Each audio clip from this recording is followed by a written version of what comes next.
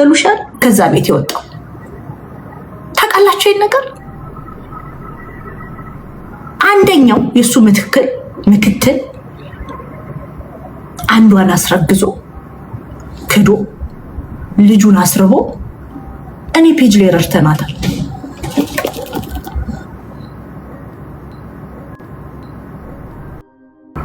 ዋጋ መክፈልን ደግሞ እነሱ ከሃጫሉ እስከ ህፃን ልጅ ዋጋ ከፍለዋል። ስለዚህ የአምቦ ኦሮሞ ላይ የምሰራው የጥላቻ ፖለቲካ ከማንም ጋር ሆነክ እና ኤንዌይ ደረጀ ሰደበን ያድናቆት ለእግዚአብሔር ምናምን ብሎ ከዛን የወዛነን አምልኮ ነፃነት ብሎ ረገጠን።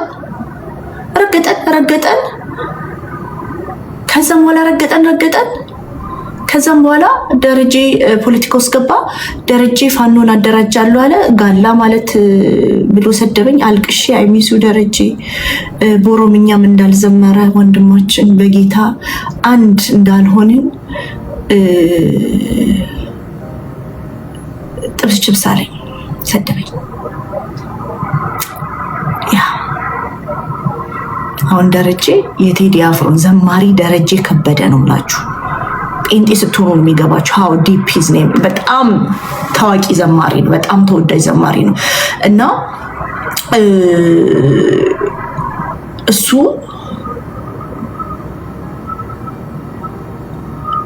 አሁን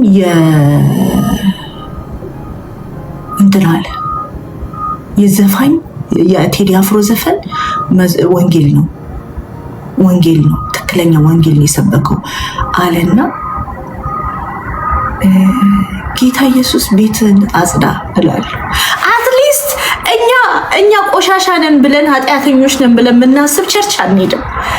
ጌታ የሚሰማኝ ከሆነ የምነግረው ነገር ማለት ነው እኛ ቸርች አንሄድም። ገብቷችኋል? በህይወት ድክመት ያለብን ራሳችንን ልባችንን የምናቅ ደካማንን ብለን የምናስበው እኔ ማለት ነው እኔ ቸርች አልሄድም።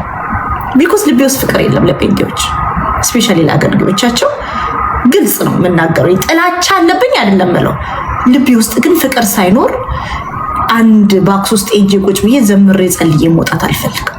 አገልጋዮቻቸውን አላምንም። በዛ ምክንያት ምህመን አልወጣኝም። እና ጌታ ቤቱን ያጽዳ። ለምን እኔ በጌታ ቤት ሳድግ ብዙ ዋጋ ተከፍሎብናል። ስፔሻሊ ባክዴን በነደረጀ ዘመን ዋጋ የተከፈለብን ህዝቦች ነን እኛ የኢትዮጵያ ጴንጤዎች። እና አሁን እንደዚህ ሲሆን ወደ ቤት ይስበራል። ኤኒዌይ ምን አገባኝ? ውሻ ምን አገባት? እርሻ ጃዋር መሐመድ he is ሶሻል ሚዲያ ኮንተንት ክሬተር እንደምታውቁት። ጃዋር መሐመድን የፖለቲካ ጆን ዳንኤል በሉት። anything that will get like follow እና ግሪሳ ኮሜንት he will do anything።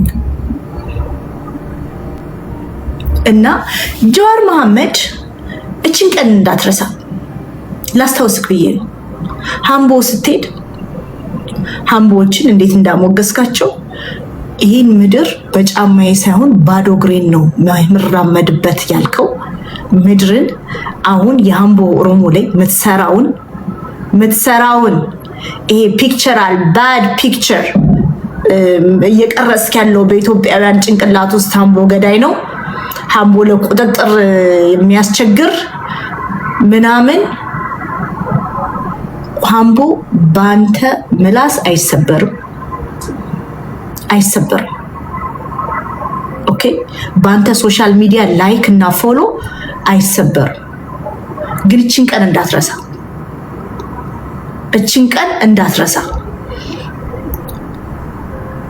ኦኬ፣ የጠመድካቸው የሃምቦ ቄሮች ተነሱ ምናምን ድሮ እንደስትላቸው ግር እንደሚሉት አልሰማም ብሎ የጠመድካቸው ጥምድ ያረካቸው መስሜ ድፍን ነው። ዋጋ መክፈልን ደግሞ እነሱ ከሃጫሉ እስከ ህፃን ልጅ ዋጋ ከፍለዋል። ስለዚህ የአምቦ ኦሮሞ ላይ የምሰራው የጥላቻ ፖለቲካ ከማንም ጋር ሆነክ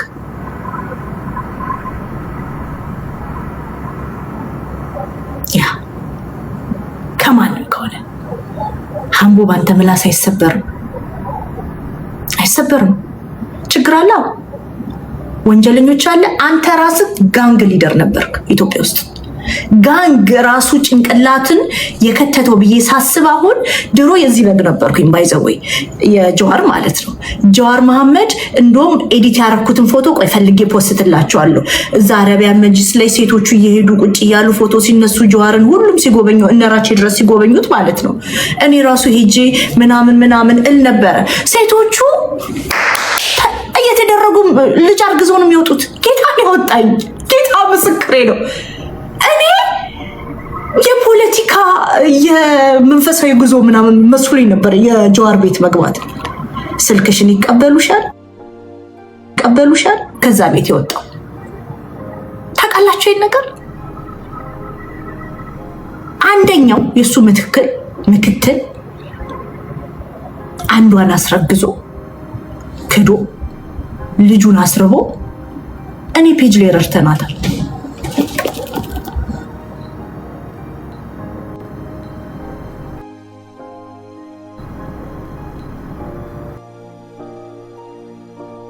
ተርባ ልጅ የተራበ ልጅ 1 ዓመት አልፎታል። ምግብ እየበላ አይደለም።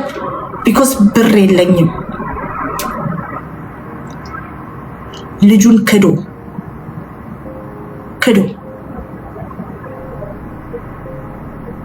ኤኒዌይ አሁን ጥሩ ነገር ላይ ናት እና ጀዋር መሐመድ አምቦዎቹን ምን አድርጎ ነው የምትላቸው? ምን ፈጠሩ ነው የምትላቸው? የአምቦ ኦሮሞ ለያዥ ለገናዥ ያስቸገረ ባለጊዜ ነው ምናምን ምን ፈጠሩ ነው የምትለው? እችን ቀን ግን እንዳትረሳ። ሌላውን በደንብ እንትን ብዬ እመጣለሁ። ግን አንተ የት ነው ያለው? አሜሪካን የት ነው ያለው? ህፃን ልጅ ሲደፈር ቪዲዮ አለኝ ብላል። ማን ይላከልክ? ማን ነው ለጃዋር ህፃን ወንድ ልጅ ሲደፈር ቪዲዮ አለኝ ሲል ስሰማው? ቢኮዝ ለእኔ አይደርሰኝማ እንደዚህ አይነት ቪዲዮዎች ውዶች፣ ለእኔ አይደርሰኝም። እኔ ካይመጣም እንደዚህ አይነት ቪዲዮዎች።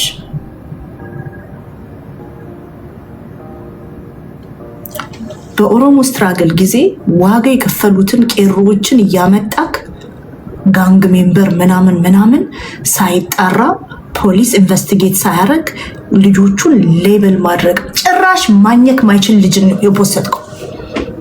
ማኘክ ማይችል ልጅ።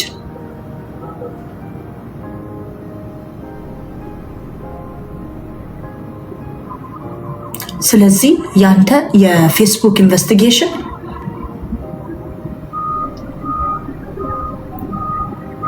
እኔ አልገዛው። ጋንግ ሜምበር አሉ ካልክ መንግስት ይሄድበት። ጎበዝ ጉጃብ ይታሰሩ። ችግር አለ፣ ያ ችግር አለ።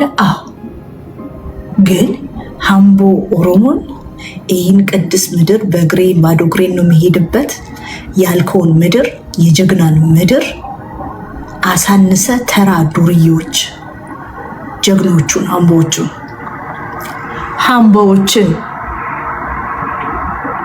አምቦ ኦሮሞን